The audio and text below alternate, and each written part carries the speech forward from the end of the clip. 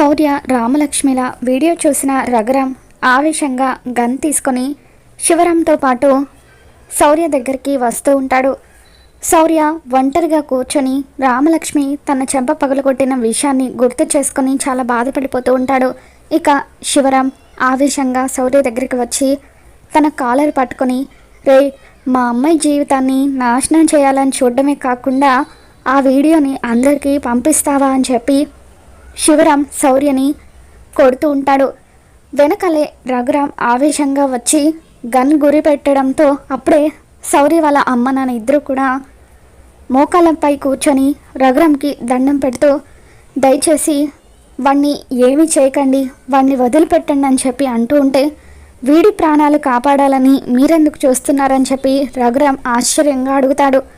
వాడు నా కొడుకండి అని చెప్పి శౌర్య తండ్రి చెప్పడంతో రఘురామ్ ఒక్కసారిగా షాక్ అవుతూ ఉంటాడు.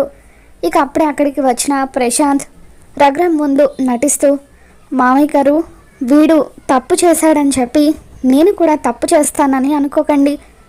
ఇంత జరిగినా కూడా రామలక్ష్మిని నేను సంతోషంగా పెళ్లి చేసుకుంటాను అని చెప్పి ప్రశాంత్ మంచివాళ్లాగా రఘురామ్ ముందు నటిస్తూ ఉంటాడు.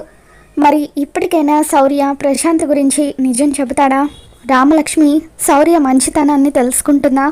ఏం జరగబోతుందో మళ్ళీ మన ఛానల్లో తెలుసుకుందాం.